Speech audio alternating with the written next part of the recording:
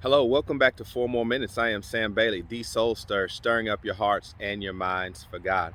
I want to thank you for joining today, and I appreciate all those who continue to share these messages. And if you can this morning, please share this message with about 25 people. If you're not yet done so, subscribe to the Soul Stir on YouTube, as this is the easiest, most effective way of being a part of putting inspiration, encouragement, and motivation out into the world. As we close out the day and close out the week, I want you to think about how your story will be someone else's survival guide.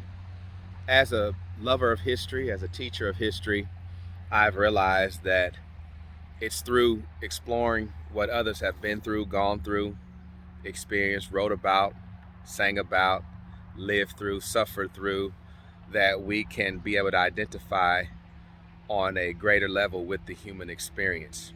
And I've always said that even though you are unique, your story is not. There's been someone who has gone through what you've gone through. They've written about it, they've spoke about it. There's been conversations about it. There's been methods to help deal with it, to process it. And there is nothing new, as the word says, under the sun. Sometimes it's easy to look at our story, look at what happened to us, and we reject our story as if it's not part of who we are.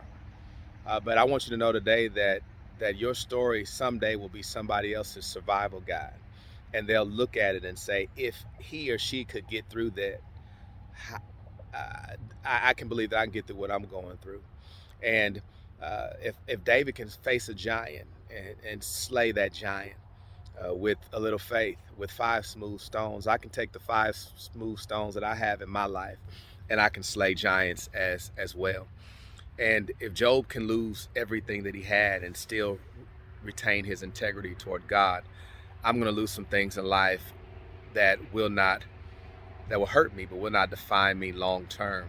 So realize you're living out a story, but somebody else can be helped by it. Often say that what I'm going through is not just about me. God sends me through things, and God sends all of us through things so we can be able to help somebody else along the way. So everything you're going through is not always about you.